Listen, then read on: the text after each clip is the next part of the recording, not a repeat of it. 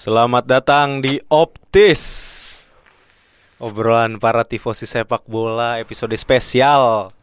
Bersama kami duo pundit korporat yang sudah menampakkan wajahnya ya, untuk mencoba fitur upload video di Anchor di Spotify. Emang bisa di Spotify? Bisa. Wah. Emang lu pikir ini buat konten YouTube? Iya, saya kira gitu. Agak geblek. Nggak Nih. proper nih. Setupnya ngaco. Nah. Gimana sih enaknya? Gini. Segini ya. Matiin dulu kali WhatsApp. Masih ini, Pak. Biar aman kalau misalnya dicari sama korporat, kan saya kan tetap korporat gitu. Ini gue pakai headset buat ini ya, cek audio, takutnya kresek atau apa. Ya udah. Jadi selamat datang di episode 11. Ya, episode 11 tuh.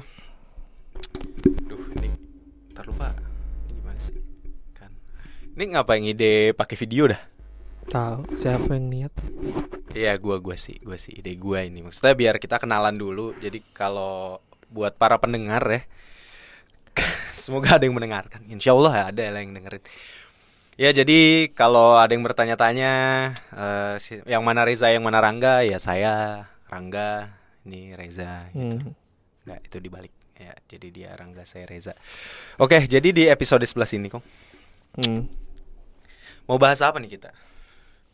Bahas apa sih? Bahas apa gitu, maksudnya ini sebenarnya kontennya mau menjelaskan tentang apa sih gitu. Matematika Hitung-hitungan. Jadi bahwa sesungguhnya matematika itu ada di sepak bola. Iya, ternyata kalau 1 ditambah 6 itu 7. Wah, iya nggak? Bener kan? Nggak, 1 tambah 6 7 kan? Angka 7 itu adalah angka yang bisa membangkitkan kenangan buruk. Kenangan buruk ya. Sama bagi kayak fans beberapa tim ya. Iya, ternyata sama tulisan 5 strip 1 juga. Strip 2 gitu 5 strip maksudnya. 2, itu kan bisa bangkitkan membangkitkan memori. memori Padahal kan buruk. matematika doang ya. Iya, betul. Enggak. Lebih tepatnya bahwa sepak bola itu bukan hitung-hitungan angka, bukan hitung-hitungan statistik. Gak ada namanya kalau lu habis menang banyak, terus lu bawa jadi tim yang diunggulkan gitu. Bahwa lu pasti menang. Untuk ya, jadi ternyata menang besar itu bukan jaminan atas konsistensi gitu. Betul. maksudnya. Atau win streak juga bukan jaminan akan lo konsistensi menuju ke kemenangan berikutnya gitu. Oh iya. Bahwa Napoli menang win streak abis kalah lawan Inter tuh tidak menampilkan bahwa dia bisa kalah juga sama tim lain. Iya, Dan jadi, yang ngalahin juga belum tentu akan menang lagi. Terbukti kalah lawan Alkmaar terakhir. Iya, Lazio Lazio kalah di 2-1. Conference League ya. Begitupun juga Roma abis kalah dengan posisi paling buncit Cremonese, abis itu menang lawan Juve. Iya, benar. Begitupun Juve juga yang kalah lawan Roma tapi ternyata menang lawan Freiburg. Jadi konteksnya adalah berbicara masalah sepak bola itu bukan hanya angka dan statistik saja. Jadi sepak bola itu tuh adalah gabungan dari banyak hal ya. Banyak Jadi hal. ada coincidence juga Ada gitu. teknis, ada non teknis. Betul, ada faktor mental. Ada faktor gitu ya. mental Iya. juga, ada faktor bounce back juga, Benar, ada benar. faktor strategical juga. Jadi tapi gue mau ralat tadi soal apa sih namanya yang tadi faktor luck atau coincidence tadi ya. Sebenarnya di sepak bola atau di professional level tuh kayaknya coincidence itu tuh sebenarnya bisa lu cari gitu ya. Bisa dicari, dari betul. usaha lu sebenarnya, Betul. usaha lu, mental lu untuk lu Betul. mau achieve itu gitu. Oke, jadi ngomong-ngomong soal matematika nih dan konsistensi gitu ya. Menurut gua di Serie A ini so far gitu ya, di musim ini nih, mungkin ini bisa jadi milestone juga gitu ya di podcast kita. Iya. Bahwa musim ini adalah musim yang baik untuk beberapa tim, tidak baik untuk beberapa tim, tapi juga ya semua tim tuh bisa saling mengalahkan gitu sebenarnya di Serie A gitu kan. Betul. David Goliath tuh udah bukan hal yang impossible lagi gitu loh. Udah dibuktikan banyak kondisi gitu, kayak misalkan Sassuolo Milan gitu yang salah satu kejadian yang sebenarnya kan Sassuolo tuh kemarin bukan jadi tim yang bisa dibilang diunggulkan kan, banyak juga kesandung, permainan gak stabil, terus tiba-tiba bisa menang 2-5 tuh juga 2-5 jadi inget SCTV gue. Iya, SCTV kan ulang tahun 25. Oh iya. Kan itu lagunya terngiang-ngiang. Si random banget. Terus ya banyak lah, banyak kondisi-kondisi yang dimana kita tahu sebenarnya secara komposisi kayaknya nih tim harusnya tidak diunggulkan, terus jadi tim yang malah menang gitu.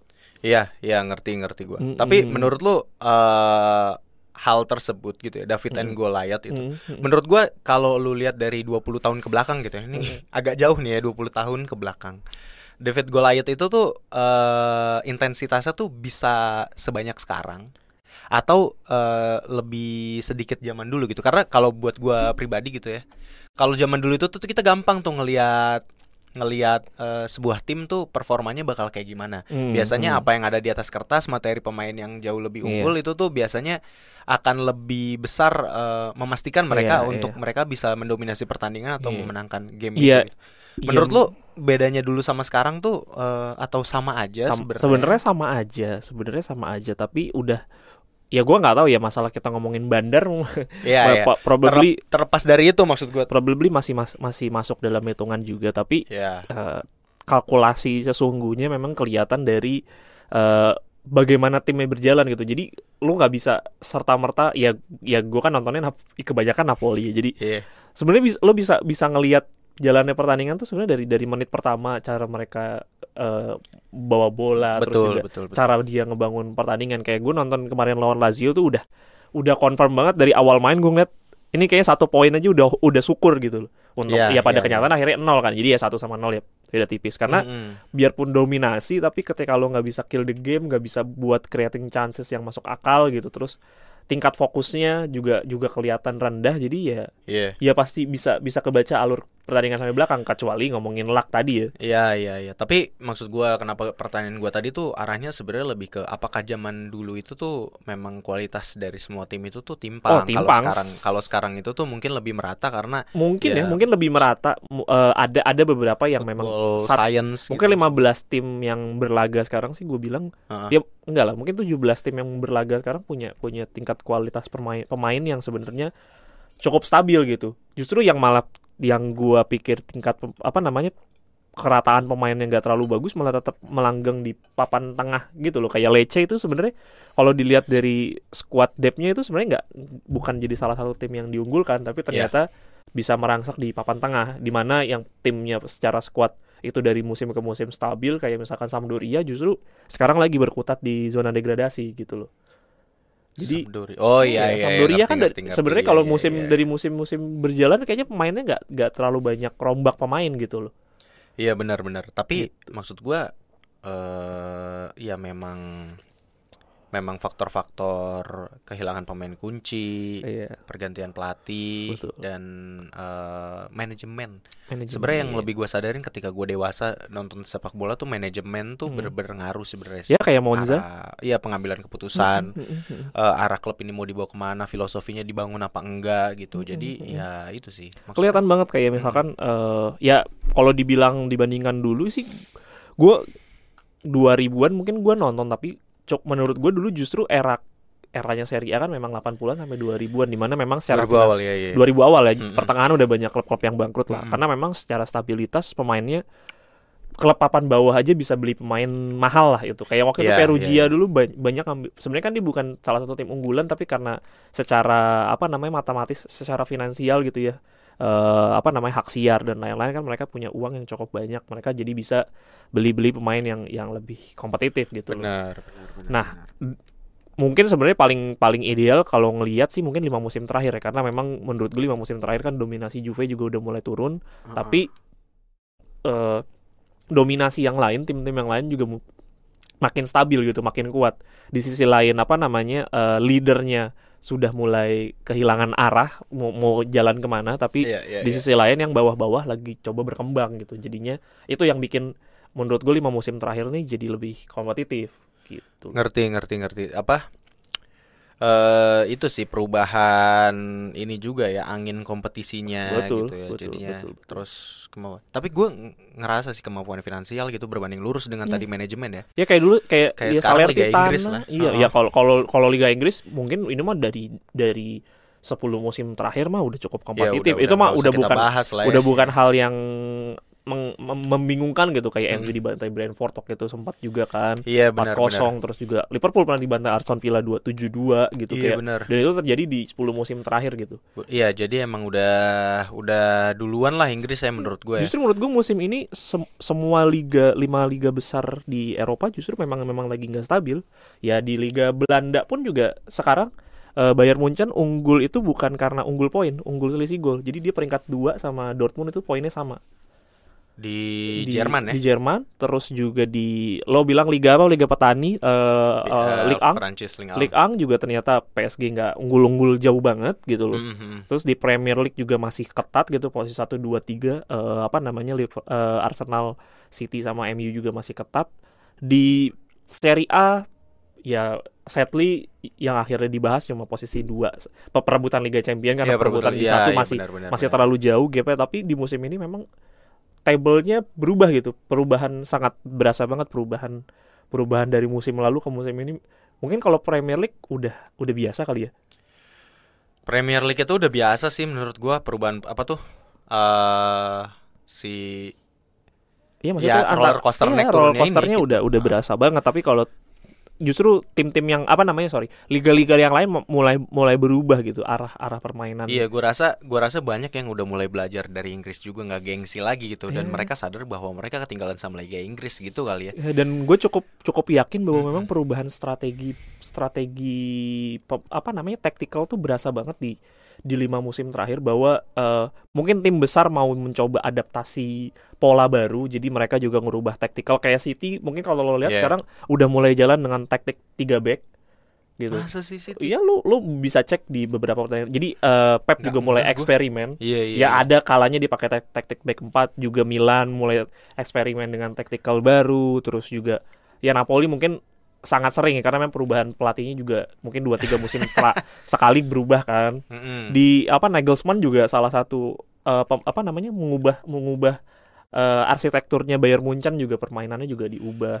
Iya, benar-benar. Gitu. Ya itu make sense sih maksudnya. Jadi yang besar juga ingin beradaptasi, yang kecil mungkin sudah menemukan polanya. Jadi ini yang menarik gitu loh.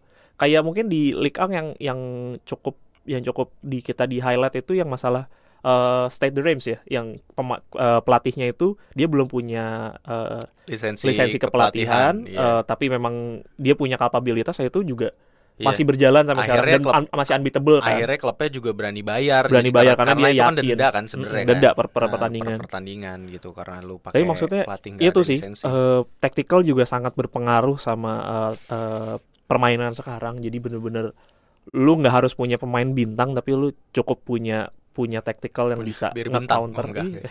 Bisa juga sih. Kalau lu punya tactical yang mumpuni juga bisa. David Goliath tuh udah bukan hal yang impossible lagi gitu. Oke, make sense sih. Jadi emang, tapi menurut gua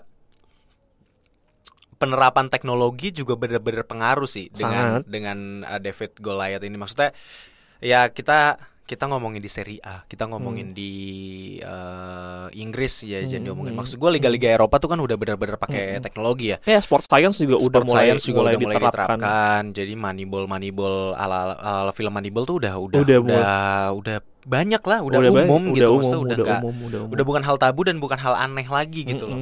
Lo bisa membeli pemain berdasarkan statistiknya dia, itu udah mulai hal yang masuk akal gitu. Hal yang masuk akal, jadi nggak ngeliat nama doang gitu. Jadi emang bener-bener ngelihat pakai eyeball ya perlu. Jadi misalnya maksud gue pakai eyeball tuh ya lu ada scout yang datang ke pertandingan untuk itu sebenarnya untuk memvalidasi datanya itu benar gitu, sama aja kayak kalau lu mungkin kerja nih ya, lu stok opnam gitu, lu buat mastiin di sistem sama di stok barang fisiknya tuh ada apa enggak. Iya, terkadang ada juga momentum kayak lu tahu nih pemain sebenarnya top scorer gitu, golnya puluhan, tapi ketika lu bandingkan sama statistik mungkin GA-nya dia dari banyaknya dia shoot ternyata konversi peluangnya sangat rendah gitu. Ada banyak hal yang kayak gitu yang jadi membuat tim tuh kayak kayaknya ini pemain gak bagus amat, dan memang ternyata terbukti memang musim sebelumnya ternyata memang dia memang lagi bagus aja gitu, lagi wangi aja gitu. Iya, itu ada pemain yang kayak gitu ya. Banyak juga. Terus juga faktornya banyak sih, benar sih. Terus lu bukan sekarang tuh nyari pemain, misalkan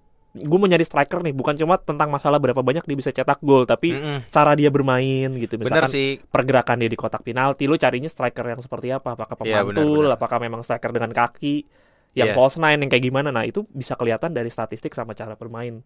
Jadi sepak bola modernnya juga udah kepake gitu loh. Iya benar, emang di Indonesia aja sih yang agak ketinggalan gitu. Gue seneng Luis Milla sebenarnya di Persib Bandung tuh udah nerapin tuh teknologi. Jadi dia udah mulai pakai iPad gitu kok kalau lu perhatiin ya nonton Liga Indonesia.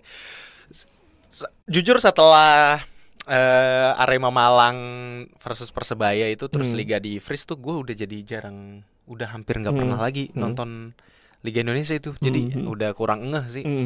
Maafkan saya ya para pendengar, karena emang bingung gue juga mau nonton jadwalnya ini gimana gitu ya. Iya, nggak jelas lah semenjak Liga 2. Saya dulu nonton Liga 3 nih gara-gara dia nih. Dia juga nonton Liga 3 terus tiba-tiba diberhentikan. Iya benar, nonton PSG Ciamis.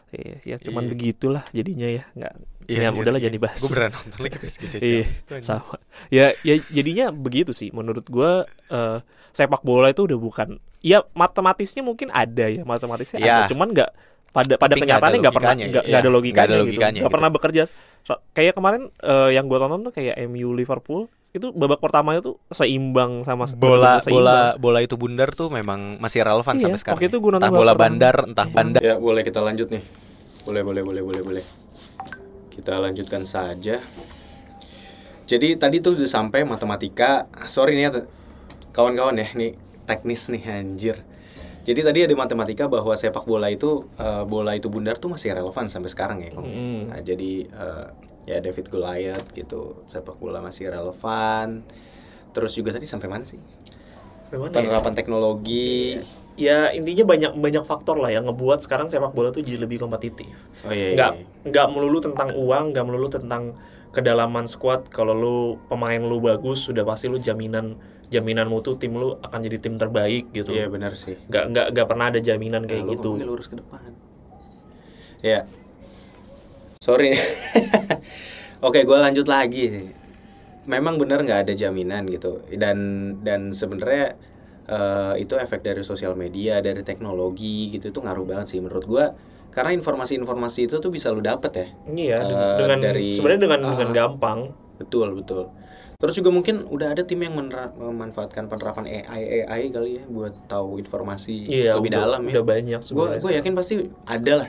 Ada. Di Liga Finlandia sana gitu. Sebenarnya teknologi yang kayak gitu mungkin ya harusnya udah mulai cukup diterapkan tuh di beberapa dekade. Mungkin 1 dekade terakhir kali ya. Karena memang kalau lo lihat ada pemain kan ada yang kalau lo lihat dia buka baju tuh ada kayak pakai bra gitu kan. Iya benar. Nah di belakangnya itu ada sensoriknya itu. Nah itu sensoriknya itu buat ngebaca sebenarnya secara fisik lu gimana, terus ada BPM-nya juga. Jadi lo bisa dapetin informasi pemain lebih akurat gitu. Jadi lo tahu kapan harus ngeganti pemain juga lo bisa dapetin dari situ gitu loh.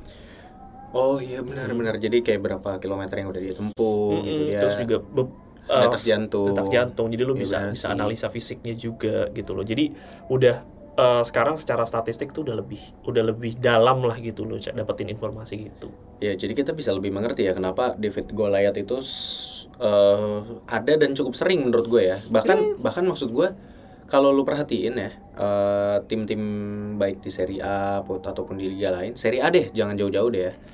Itu tuh sebenarnya menurut gue performanya udah mulai ngerata. Memang kalau lu bandingin sama Liga Inggris ya berbeda masih, gitu ya. Pace-nya memang masih lebih lambat lah kalau diperhatiin. Masih ada beberapa kali tapi momentum bola tuh di belakang. Iya benar. Melambat gitu loh. Jadi nggak yang benar-benar lu dorong terus ke depan gitu. Pressing juga nggak sampai dalam ke final third juga gitu loh. Jadi masih di tengah lapangan lah gitu. Beda kayak lu nonton Liverpool yang pressingnya full satu lapangan selalu gitu. Sampai benar-benar sampai pertahanan lawan. Atau gitu. yang terbaru tuh kayak Tottenham waktu nge-press Milan gitu ya. Sampai si Mignon harus jadi ekstra pemain tambahan di belakang gitu untuk distribusi bola. Itu keren banget sih tapi. Betul. Nah, itu kelihatan banget kan perbedaan. Maksudnya biarpun di situ Tottenham enggak bisa kill the game, enggak bisa menang, tapi kelihatan bahwa itu perbedaannya gitu.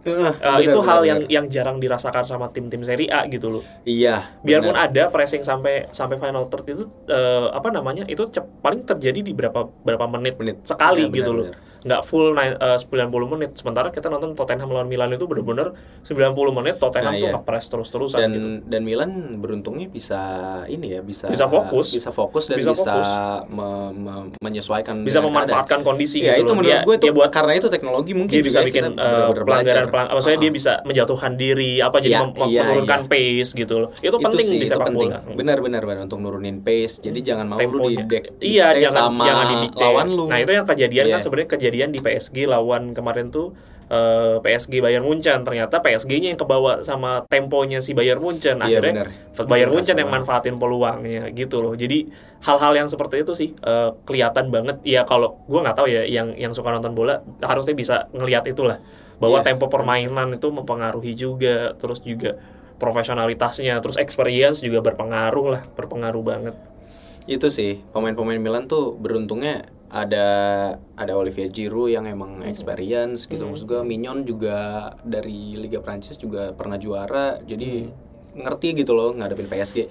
Menurut gue karena emang banyak ekspatriat gitu ya, itu juga jadinya pengaruh sama ini ya sih knowledge dari si squad tersebut. Iya, gitu. Intinya banyak faktor lah, nggak bisa kita ngomongin satu faktor doang. Maksudnya lo punya 11 star gitu dalam satu tim, kayak dulu mungkin Los Galacticos Los Galacticos nggak pernah membuktikan juga kan bahwa akhirnya bisa membawa pulang Liga Champions. Malah sekarang dengan squad aneh itu malah bisa juara Champions 2 kali gitu loh. Mavinga dengan nama-nama yang mungkin bukan nggak beken lah ya. Iya, maksudnya kalau dibilang semuanya 11-11 bintang kan nggak juga. Vinicius Junior gitu loh. Iya, benar. Pemain bagus mungkin iya, tapi apakah dia benar-benar pemain yang eksplosif bintang segitunya kan nggak juga gitu loh. Beda tapi sama itu membuktikan bahwa sebenarnya nggak melulu lu harus punya pemain bintang untuk bisa menjuarai sesuatu gitu. Benar. Udah nggak ada matematikanya lah sebenarnya. Betul. Jadi ya untuk lu mempertajam probabilitas lu menang ya sebetulnya lu juga harus ini aja sih. Ya lu harus manfaatin data yang ada gitu sebenarnya. Jadi biar karena sekarang menurut gue mindset sepak bola itu harusnya udah ini sih berubah dari tim kita tuh unggul di atas kertas gitu. Jadi lu enggak. Ini sebenarnya semuanya sama gitu. Jadi kita emang harus lebih baik dari mereka gitu kalau emang mau. Siapa yang punya tingkat fokus paling tinggi di lapangan dalam 90 menit itu yang menurut gue pasti akan menang sih. Iya. Itu kelihatan. Ya kalaupun kalah, bukan kalah yang benar-benar memalukan gitu. Itu sangat terlihat pada saat Liverpool MU sih. Tingkat fokusnya benar-benar menurun kelihatan. Ya. Di babak pertama intensitas mungkin 11-12 kelihatan sama. Babak kedua drop sama sekali, nggak ada. Iya. Fokusnya hilang sama sekali. Atau kalau balik ke roots ya contohnya kayak Milan kemarin kalah lawan Fiorentina, Napoli lawan Lazio gitu, Juventus kalah lawan Roma gitu. Biarpun kalau Juventus oke, menguasai hampir seluruh jalannya pertandingan menguasai, tapi lu kehilangan fokus sebentar aja itu berubah pertandingan. Itu golnya Mancini itu kehilangan fokus sebentar itu. Dia kan tendangan dari luar kotak penalti. Kalau harusnya dia ngepres dengan sesuai, itu harusnya nggak kejadian gol itu. Iya, benar sih. Itu penting banget. Napoli Lazio itu bedanya level tertinggi sama level ini ya, level Liga 3 ya. Mohon maaf, bukan merendahkan Liga 3 bukan. Iya, maksudnya kalau Liga 3 tuh benar-benar bermain dengan fisik gitu loh. Jadi kehilangan fokus, yang satu juga ternyata kehilangan fokus, ya adu fisik aja gitu. Fisik aja. Mau kebobolan 1 gol mungkin masih bisa ngebales, kayak gitu lah masih. Tapi kalau lu di level tertinggi lu kehilangan fokus sedikit ya lu dihukum gitu, dipunish. Iya, mungkin satu tim tidak lebih dominan, tapi satu tim yang tidak dominan itu lebih bisa memanfaatkan peluang, udah. Iya. Habis lah. Selesai sudah gitu. Biarpun lu di atas lapangan lu statistik menang, tapi kan yang bawa piala kan bukan yang statistiknya menang gitu.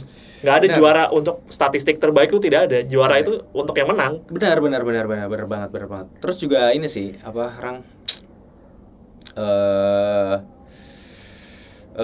anjir lupa gue pengen ngomong apa. Yes. Statistik terbaik itu buat yang bakal menang. Anjing lupa gue mau ngomong apa, goblok. Ya intinya begitu. Orang tuh selalu ngomong, tapi kita main nguasain jalannya pertandingan. Oh iya, gue ingat apa yang mau gue omongin tadi. Jadi sebenarnya nikmatin aja sih ketidakpastian dan David on Goliath di sepak bola modern ini gitu ya. Karena sebenarnya itu malah memberikan kita banyak game-game yang seru gitu. Bahkan kalau lu iseng gabut mau nonton bola, lu setel aja kayak misalnya Cremonese lawan Salernitana itu Kemarin menurut gue nonton dan itu seru loh sebenarnya. Menurut gue salah satu yang seru kemarin itu ya Sassuolo lawan Cremonese. Jadi memang secara permainan juga Cremonese Spartan banget, tapi unfortunately kebobolan 2 gol. Mereka kejar defisitnya jadi 2-2, akhirnya kalah 3-2. Dan itu sering kejadian di Cremonese gitu. Iya. Bahwa ya kayak gitu loh. Apa ya? Iya kayak itu benar-benar. Cremonese itu menurut gue siap ada di level tertinggi tapi juga tidak siap ada di level tertinggi gitu. Dalam artian lu siap nih untuk memberikan intensitas, lu bisa menghukum tim lawan lu ketika mereka bikin kesalahan gitu. Tapi atau ternyata dia juga bukan tim yang perfect juga. Tapi dia juga ternyata tim yang cukup banyak melakukan kesalahan itu gitu. Jadi itulah antara dia siap sebenarnya untuk menerkam, tapi dia terlalu banyak juga diterkamnya gitu. Unfortunate aja gitu sebagai tim yang tidak beruntung menurut gue di musim ini sih. Jadi kelihatannya nggak beruntung. Gitu. Padahal di musim lalu belajar dari Ego Jinpachi nggak ada itu beruntung di liga profesional. Padahal di musim lalu banyak pemain tim-tim yang tim promosi yang dibilang punya kualitas mirip-mirip kayak Salernitana sama Spezia gitu loh. Itu mereka punya kualitas yang cukup lah untuk di Serie A gitu. Tapi ya pada akhirnya kan mereka bertahan gitu di Serie A. Nah, Cremonese ini yang salah satu yang cukup tidak beruntung sebenarnya, punya kualitas yang mirip-mirip tapi kalahnya kalah 1-0, 2-1, 3-2 gitu. Jadi ya kalah tanpa dengan perlawanan tapi sangat kalah, disayangkan nggak menang kalah, gitu. Iya benar. Menang lawan Roma juga kan 2-1 kalau nggak salah. Seingat gue 2-1 atau 1-0. 1-0 ya. 1-0. Ya, pokoknya gitu lah. Anjir lupa ya, 1-0 sih. Ya udah nanti bisa dicek lagi lah. Anjir, ketahuan banget kurang research. Iya, nggak harus research juga sih kan. Iya. Yang lain bisa research juga. Iya sih, udah ada ChatGPT, jangan males, tinggal pakai. Kan kita bahas permainan gitu. Iya, yang kita bahas itu sebenarnya lebih hal non teknis sih sekarang gitu ya, tentang David on Goliath gitu, faktor mental, apa aja yang bisa mempengaruhi tim itu untuk menang gitu.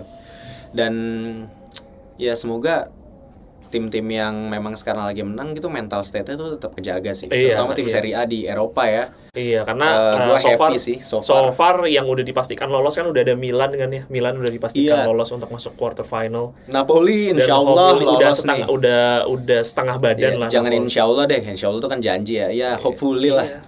Semoga ya. Napoli udah setengah kaki. Mungkin yang masih agak deg-degan itu sebenarnya kan masih Inter karena 1-0 kan. Inter tuh lawan siapa ya? 1-0, gua agak lupa sih lawan siapa. Tapi ya yang pasti udah 1-0 lah.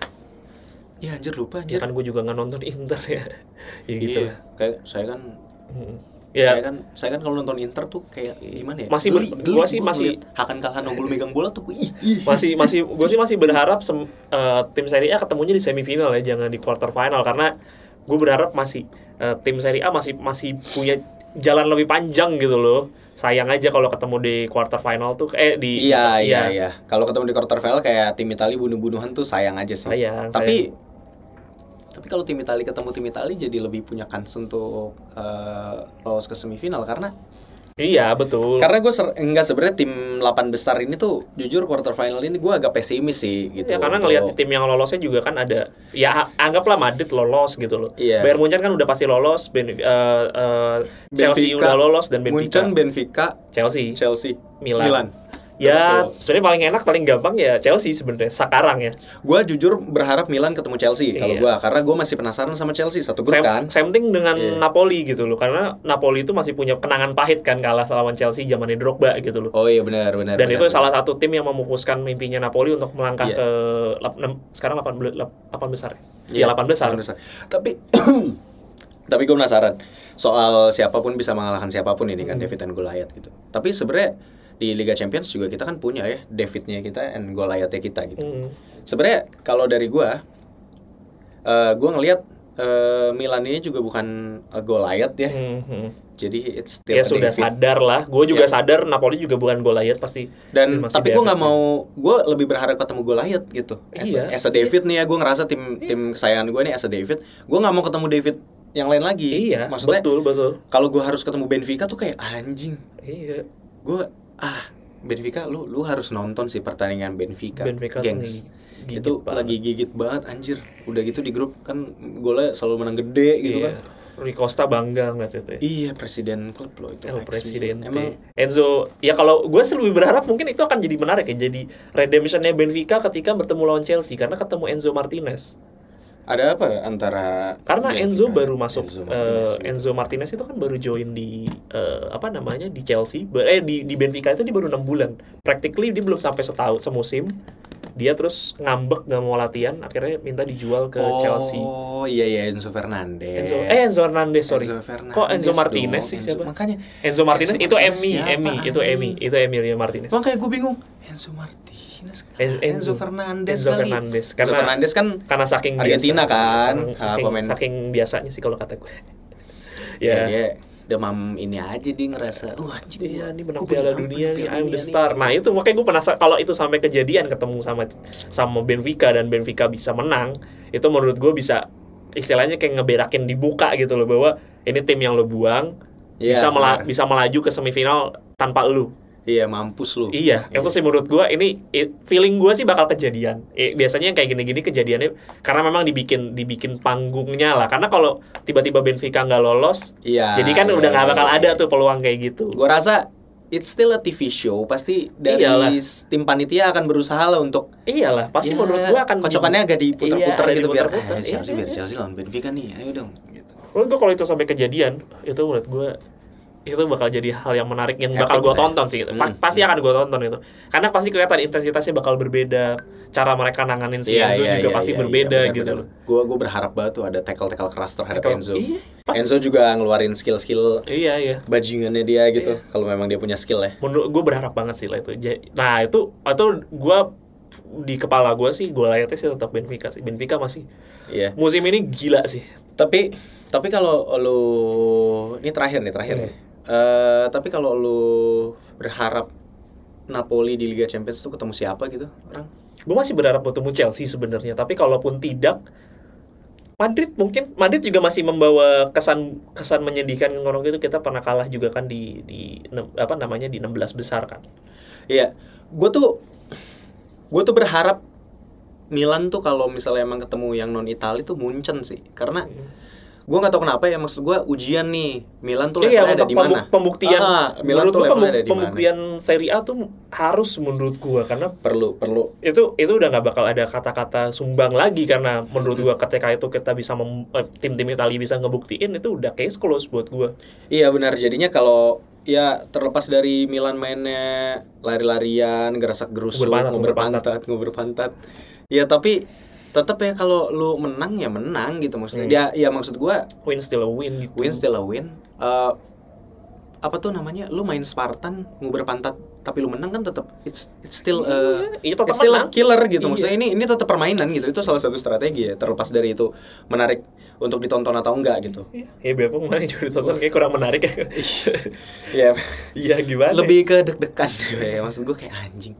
Terus juga ngandelin counter attack gitu kan kayak ya udahlah. Menurut tapi gitu. Menarik lah.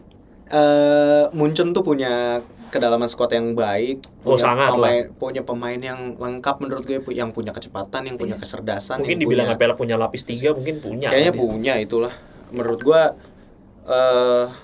kalau tim yang punya 3 lapis ya Munchen City. Siapa lagi? Udah sih. Itu sih yang gue gitu top of mind.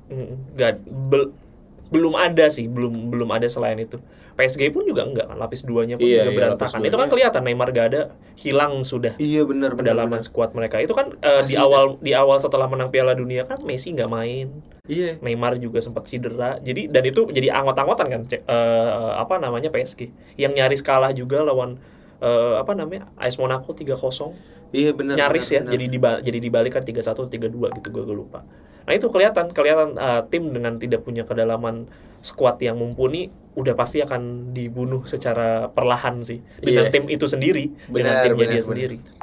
Jadi ya udah, mungkin kalimat penutup gue di sepak bola modern ini ya lu nikmatin aja bahwa siapapun bisa mengalahkan siapapun dan lu harus selalu selalu pakai mental programmer lah ya. Anjir, mental programmer gimana tuh maksud gue? Ya lu tuh pakai mindset lu tuh selalu learning gitu. Jadi nggak bisa lu ngerasa gue superior gitu. Karena kalau lu sekali aja berasa kayak gitu, lu akan dipermalukan sih. Sama diri lu sendiri. Dipermalukan ya, dipermalukan sih. Dan bukan sekadar kalah, tapi dipermalukan. Dipermalukan sama tim lawan mungkin iya, tapi yang paling besar adalah dipermalukan sama diri lo sendiri. Iya, karena lu ngerasa lu superior gitu kan, ketika lu nggak meet that expectation ya, siap-siap aja lu kena mental gitu. Iya. Gitu kali ya. Betul. Ya udah, kalau gitu selamat menikmati game-game yang akan tersaji berikutnya. Jadi jangan heran lagi kenapa di sini sekarang siapapun bisa mengalahkan siapapun ya. Karena itu memang sudah berlangsung dari dulu dan zaman sekarang ditambah kemajuan teknologi membantu itu. Sudah. Jadi itu saja. Terima kasih. Pandit Korporat pamit. Thank you.